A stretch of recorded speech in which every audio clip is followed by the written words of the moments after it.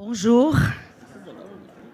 I hope that you're not all running out of energy, and I'm not promising shots like Rochelle, but maybe champagne, Payal, under your control. Sous ton contrôle, je me permets. So please bear with me. I'm usually on the other side of the fence, so this is a rarity for me to actually be moderating a panel. To quickly put things into context, so we're talking about a different kind of luxury. We're actually going to be talking about travel. So when it comes to France, of course, we're still the #1 destination. To put it in an Indo-French context, when it comes to India, India today is poised to become one of the largest source markets in the world. We're soon going to move from the 10th to the 5th, as per various different studies, by as early as 2027. We're sitting on an incredible opportunity. We're talking about 100 million passport holders. 2019, India saw 27 million Indians travel abroad. Last year, it was about 15 million in just the first half of the year. So a very promising story. I don't need to tell anyone in this room that India is only third today in terms of the wealth, right behind the US and China. So that, I think, is something that is common knowledge to all of you here, because you are all either connoisseurs or dwellers of luxury. And then, of course, when I talk about immersive experiences, which is what our panel is all about, and that's what intrinsically travel is becoming more and more about. And all of our stakeholders across the travel ecosystem in India and in France are really looking at handcrafting these experiences, are looking at really engaging with travelers. And finally, we're talking about experiences that will resonate with, all of these are big words, but a reality actually in the sector: heritage, legacy, authenticity, sustainability, and indulgence. So we're very privileged today because we have a very eminent set of panelists, and we have 6 of them. And I think the only luxury that we're not going to have is that of time. So I'm going to go straight into it. And my first question is for you, Akshita. So as the editor, of Travel and Leisure, South Asia, I want you to throw some light on how you see these trends. Where is India going? What is the India story? To talk about the evolution of the traveler, the emergence of the luxury traveler, but most of all, the re-emergence of the traveler. Hi, Susan. That's a heavy question to start off with. The whole time you were talking, I was like, I'm going to be first, aren't I? The history of travel in 10 seconds. So I think I'll start off with the re-emergence of the luxury traveler. I think, Indians forever have been, to say that Indians haven't traveled abroad is not correct. Whether you look at migration, waves of being part of the Commonwealth, Indians being part of the just being able to move in, what we look at today as indigenous tribes moving from, North India all the way to Europe. So I think the Indian traveler has always been something that has influenced different parts of the world. But I do feel like immersive travel, culinary travel, cultural travel has been something where a younger, more affluent demographic is for the first time being unleashed onto the world. Someone once asked me about what it means to court the Indian traveler and what is sort of experiences they're looking for. And the first thing I said that is money is not really the issue. It's the value for the money they're paying. I think that's important to understand. The Indian traveler is demanding. That has to be acknowledged. However, they understand the value of great and grand experiences. And when it comes to a country like France, I'll just do a top line of a few of the verticals that we're seeing. And, I mentioned cuisine as well, a much more elevated palate to understand regional gastronomy broken down for them. I think an Indian traveler that wants to go to a vineyard and experience what family recipes are, as much as it goes to Michelin star restaurants.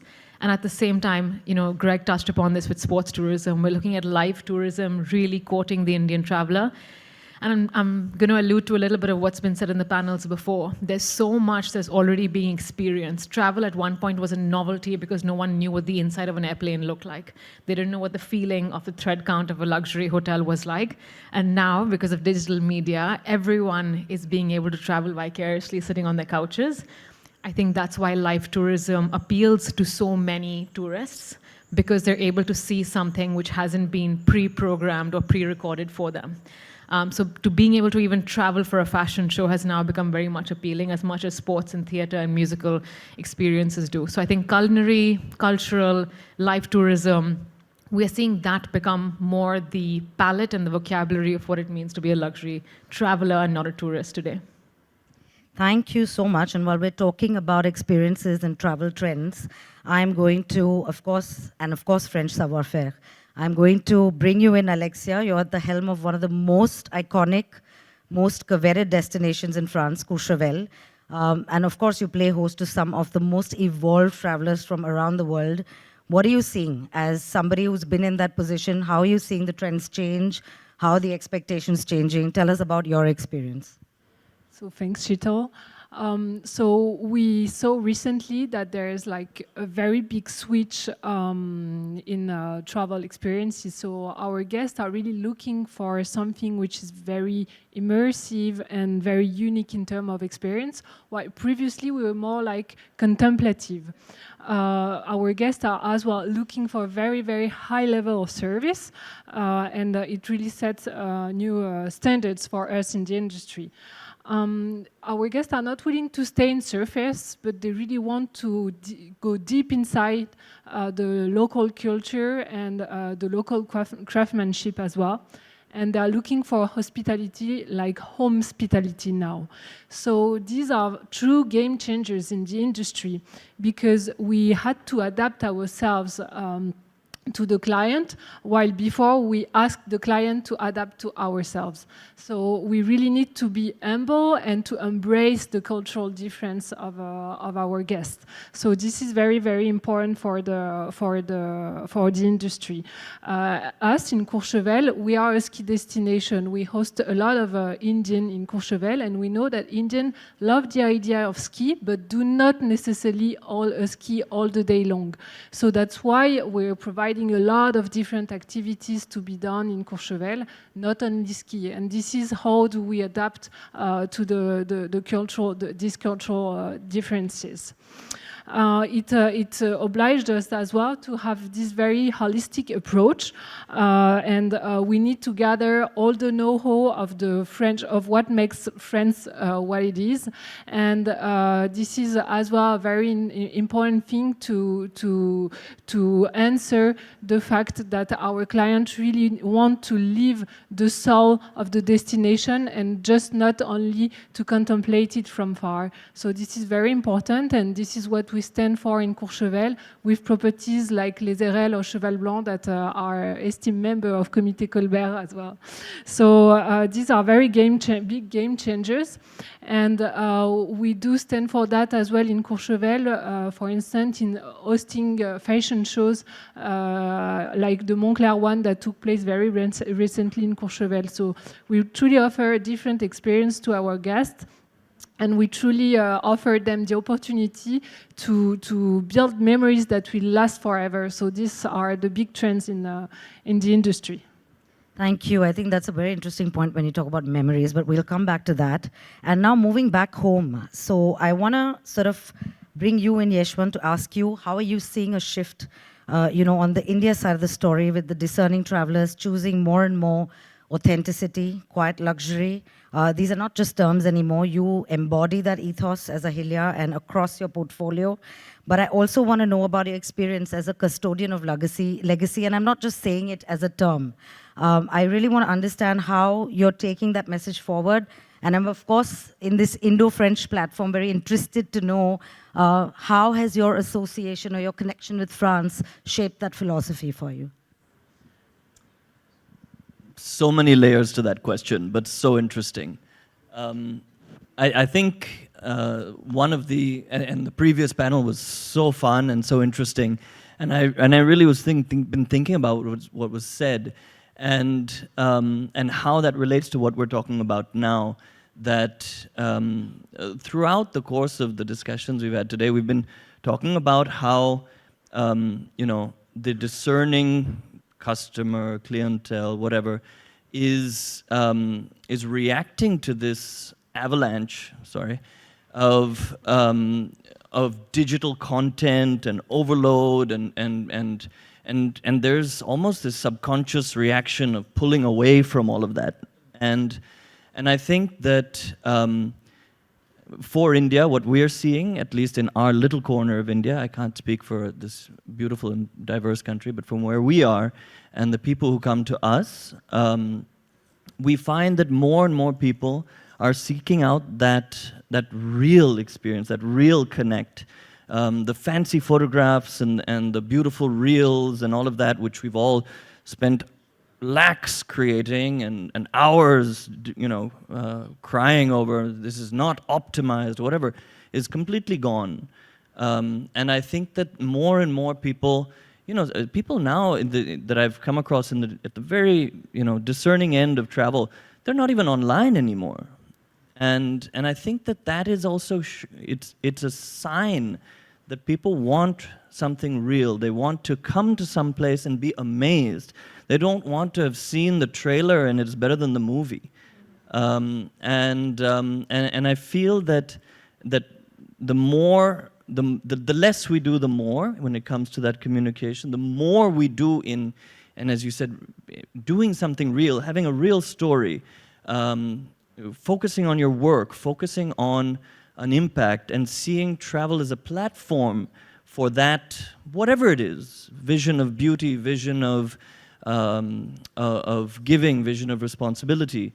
I think that if that stays at the center of what you do, people connect to that and they're attracted to that and they want to experience that. And I mean, linking it to at least my experiences of travel in France, there's so many deeply passionate people doing interesting things in small ways across the world. But I've found it in a cheesemaker.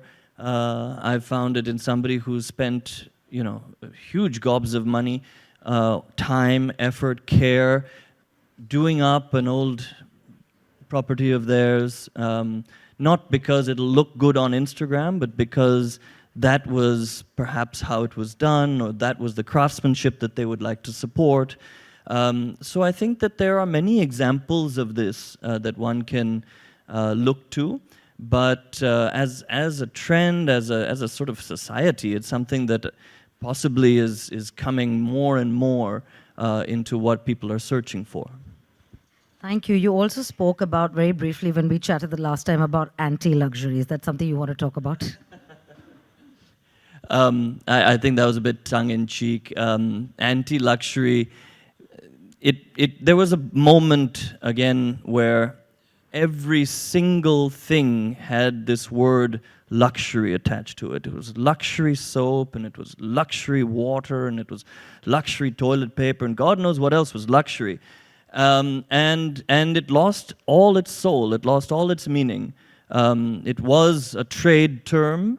It was a term perhaps that sort of tried to portray a level of quality, a style and design, but then it just became this hackneyed term. So when we said luxury, it was trying to redefine or rethink in my own mind, how do I get back to what the soul of this is, and not what a construct of luxury should be. Thanks. So continuing in that same vein, I want to ask Bandana to share her perspective. Of course, you've donned many hats, and I want to speak about, in particular, your role currently with Sitara and Good Earth. And, we spoke about, of course, sustainability, but also about authenticity and cultural sustainability. How do you think that today is influencing travel? There's a lot of questions. Yes, I don too many hats and I'm a little squirrel in my head. So you have to bear with me because I'm very convoluted in the way I think, but just taking from what you talked about, the idea of anti-fashion, and I understand where you come from. It's not the excess of luxury that makes it anti-fashion. But in all honesty, when you have 3 homes, you can take a trip, to any part of France or to incredible places like yours in India. When you eat amazing food, whether they are something that you eat out of banana leaves, street food in Calcutta, which I did with Sabya, which was incredible. So when you're satiated with luxury, then what continues to be luxury? Then what is luxury? So to your question, what Sitara taught me, and in many ways, it's been my lifelong quest to study philosophy and spirituality. Ultimate luxury is the stillness of the mind. So where you travel and how you travel, like the Vietnamese monk Thich Nhat Hanh, who was nominated to receive the Nobel Peace Prize by Dr. Martin Luther King, so profound in his thoughts. He said, when the pond of the mind is still, then the moon will shine brightly in the reflection. So ultimately, when you're fed, when you have a roof over your head, and you have the luxury of travel and experience and this kind of immersion, then what is true luxury? It is the stillness of your heart and your mind. Now, Sitara, the founder, is Mrs. Anita Lal, who's exemplary, and she uses this most phenomenal word that could perhaps, in the French parlance, equate to the savoir-faire. But in India, we call it ehmiyat. Ehmiyat, the real value, the true value of a product or an experience. Because when we continue to sort of experience things again and again, why do we hold on to one experience or one kind of product again and again? Because we've seen the authenticity of the brand or the experience. So it's almost uncanny that Sitara is situated in Himachal Pradesh, in an area where the most profound scriptures, sacred scriptures, egalitarian, secular, what they call meta-religious, meaning they've been the source of world religions like Buddhism, Hinduism, Jainism. So you can even be an atheist and participate in Vedanta. So where Sitara is where Ved Vyasa, the incredible saint, our Rishi, wrote the Vedas. When it was passed down from generations by word of mouth, this person sat down and wrote it for people like me, ordinary human beings, to teach myself the everyday luxury of life, joyfulness, happiness, what I get from products, experience, or maybe from nothingness. So, Sitara is a 9-bedroom, beautiful resort facing the Himalayas, but it gives you that space to understand the rasa. So I'm using these words from Sanskrit, which, by the way, I've learned from Anita Lal. Rasa, the essence. So what you have to have in luxury is, again, in Sanskrit, it's called the bhava, the intention, the emotion of rasa. When you put that into anything, from making a cup of tea to crafting an amazing pen, the rasa, the bhava of rasa, is what makes luxury non-mechanical and non-human. You give it the ras, the joy, the essence of luxury. So, I don't know how far I've digressed in this. But I hope I answered one thing, which is when we have everything and the luxury of such incredible people who do such incredible work. I'm just a stupid writer sitting in Bali. I think a lot about what luxury really means. So we have to go, what's transcendental luxury now? So from touching the most beautiful fabric to holding the most amazing glass of champagne in your hand, all of it, which is joyful and we should enjoy. Then what beyond that? I think we need to understand that all this must lead to something that is going to quieten our minds and that allows us to thrive in some sort of fulfillment, that while we enjoy all this, that we can transcend it into almost being able to enjoy it without having any of it. So we are in the land of Vedas in India, so I find it very important that we need to talk about this, sort of put the spirituality and philosophy into travel and immersive experiences. Thank you, thank you. Very thought-provoking. And I'm going to actually, for a minute, come back to you, Akshita, because I'm going to talk to you now about your other hat. And I'd like to understand, as a hotelier, how do you think art and cultural patronage are actually shaping travel today?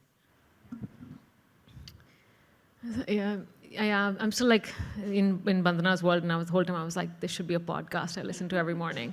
I think, so I mean, one, wearing the hat as an editor-in-chief, right? Which is, so I'm giving you like facts and insights of like inbound figures and domestic travel figures. But I'm also a hotelier. I come from a rural hometown called Bhanj.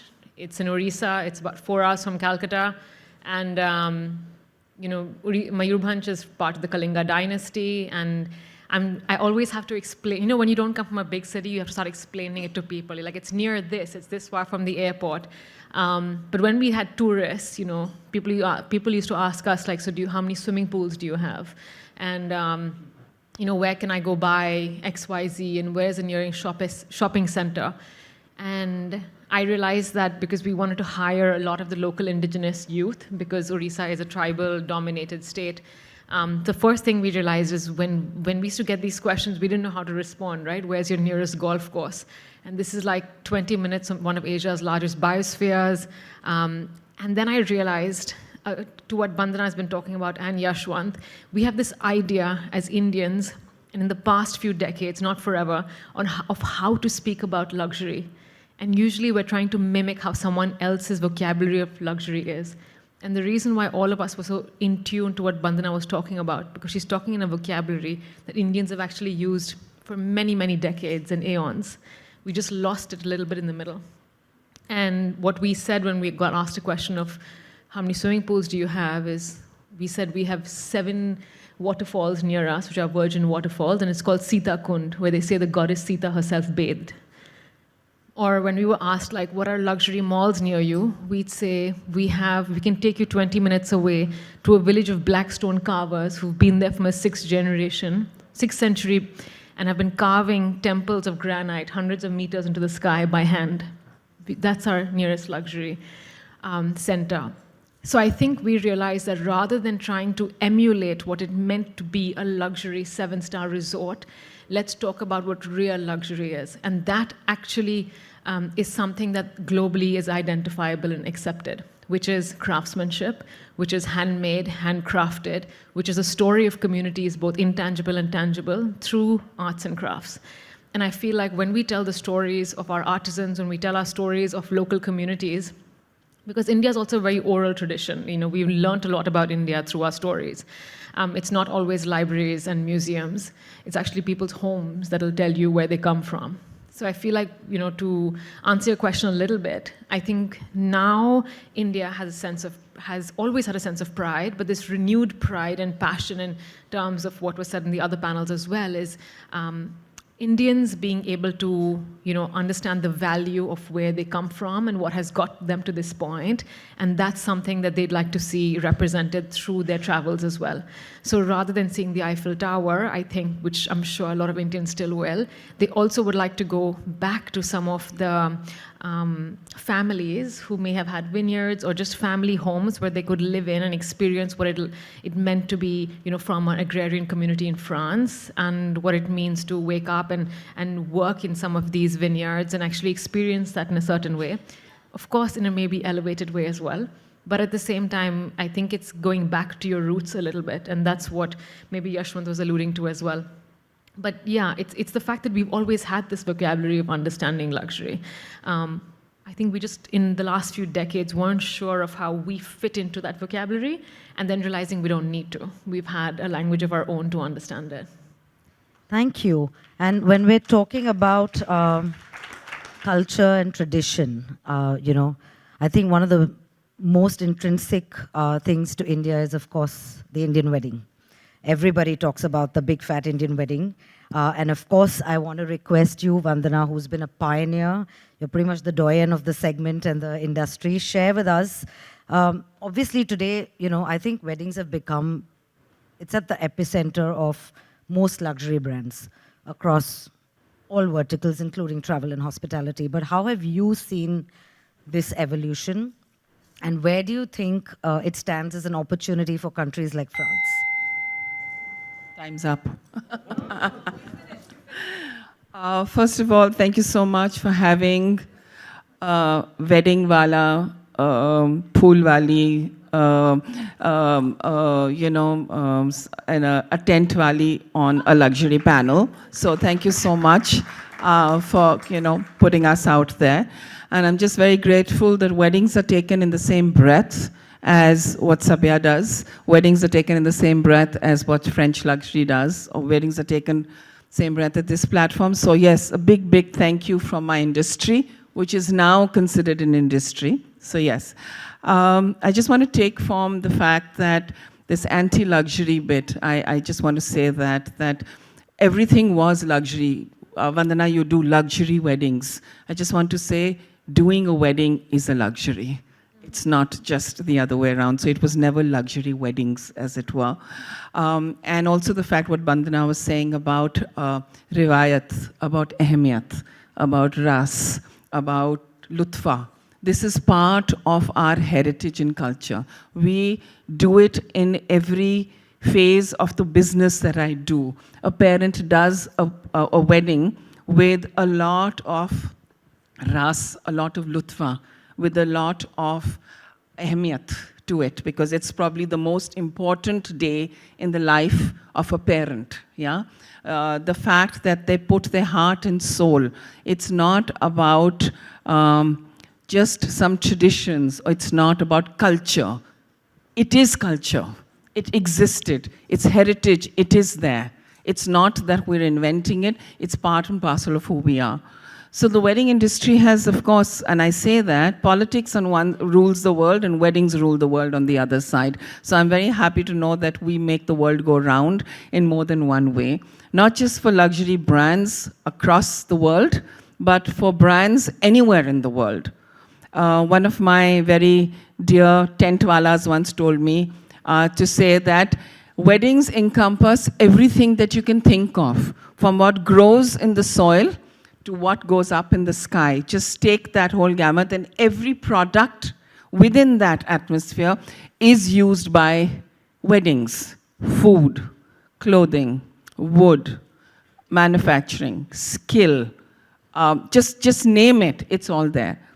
What weddings have done today, and thanks to travel and leisure and people traveling and experiences, weddings have become more than just 3 days of functions. They become 3 days of experiences, and each one is more than the other. So destination weddings have become a big thing, have been there for a long time, because people want to experience another destination. Talking about France particularly, I've been fortunate enough to have done a few weddings in France. And the idea was never to actually recreate Rajasthan or Jaipur going there, because we had the most beautiful countryside and most beautiful beaches to work in. Indians travel to various other parts of the world to do their wedding then. Now they can't for whatever reason, but we have to do our weddings in India today. But people traveled everywhere for the experience. They went there to experience the food. They went there to experience a lifestyle. They went there to experience, the south of France of, style of living. But today, I find a slight change in the way the Indians are thinking, and maybe that's because we're all kind of India shining, and we're all, pride is back, and we're happy with who we are, we're proud of who we are, is that the India narrative, or the India story, is being told in small, small doses in every little wedding across the country. Everybody is very happy. Today I have a clientele that lives in America, or the UK, Asians, Indians who are there, who want to come back, whose children have not studied here. They have no idea of what this India was or is. Their parents did. But those children want to come back to India to get married. Why? Because they want to suddenly be rooted again. They want to find that connection. That's what they're doing. So I think as far as weddings are concerned, the trends are back to India in not just the physical space, but just in terms of traditions, rituals, values. Just a quick one. Every Indian bride today who shunned doing so many rituals earlier is happy to do every little ritual and every little thing because there is a story to be told. And there is a reason behind that ritual because today he or she have been explained that. It's not that it must be done, that there's a reason for it to happen. Yeah. Thank you, Vandana. And of course, last but not the least, you spoke about tent wala and so many walas, and that brings me to that piece of the story because I think that place is about people, and I think that the human element in travel is absolutely the most critical. So if you're looking to handcraft and experience, you need the hands, you need the heart, and you need those people.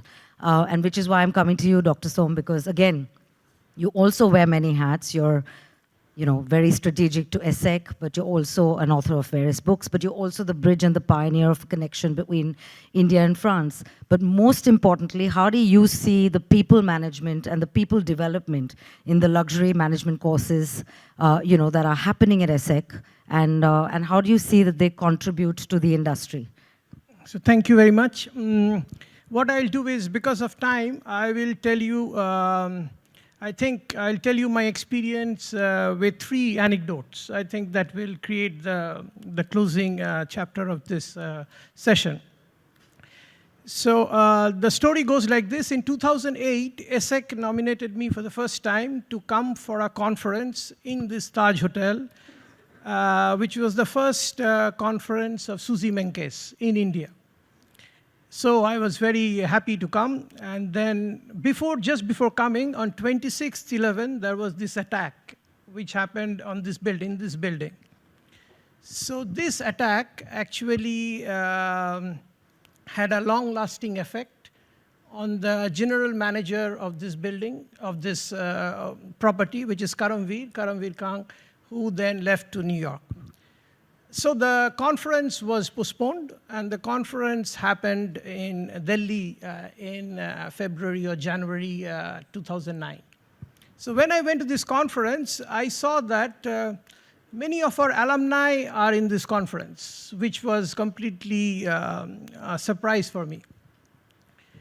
And when I saw that this is happening, I thought that, okay, I have been in ESSEC for the last couple of years, so why don't I do something interesting, which is make a bridge between France and India and have a program 1 week in France and 1 week in India to say that what could be a luxury discovery between India and France and how France does it.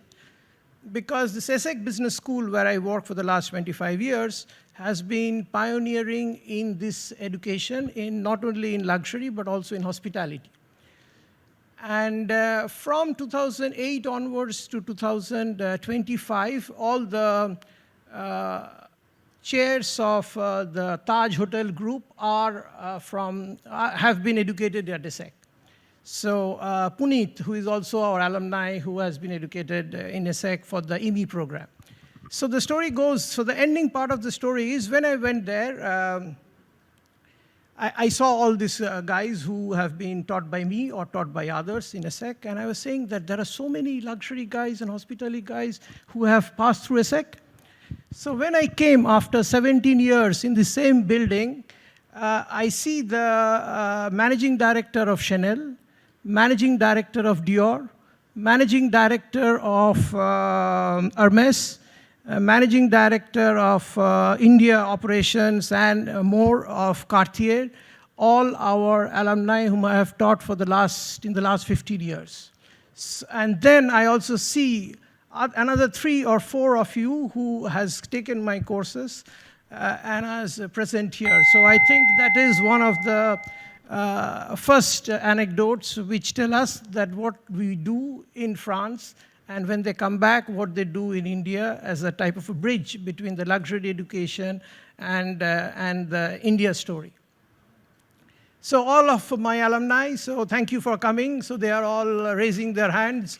So all of them are here, and it's one of the schools which I think breeds and discusses this, that go back to your country, go do things which with what you have learned from the other side of the, wherever it may be, US, UK, or France. This is the first part of the story. The second part of the story is I also come from Calcutta, and I have always been educated in Calcutta. I have been there for my graduation, for my master's, and then for my PhD, I went to Ahmedabad. And then when I went to ESSEC as a student, I see some of them who were there during my time, who has come here to listen to me at that point of time. So it is the second story which says that this lasting collaboration between India and France has been there for a long time. And we have these people who are always working to and back and forth to have discussion, not only in the luxury industry, but also in the hospitality industry, but also in other industries like defense, etc. And my third story is another story with, I am telling this because it's Sabyasachi who is here, whom I met in 2008 in the same conference. And after 17 years, I come back in the same conference, meet him, he's still there, and he's still doing well. And he has his New York store where I take my students to show them. There is one from the one I started, which is with Parsons in New York, which is the Executive Masters. And we take them every year to Sabyasachi store, and then we take them to Ralph Lauren store and see that, do you see some similarities, some difference? That how come a guy from Calcutta can come here and do the same thing all over the world, and people are doing this? So that is the power of people and education, I think. Thank you so much. I did have one last question, but we're going to skip that. And thank you so very much, all of you, for having talked to us about it. And I hope that we will continue to talk later about immersive experiences and travel. Yeah, Srimoy made sure that the bell was going every 3 minutes. Thank you so much.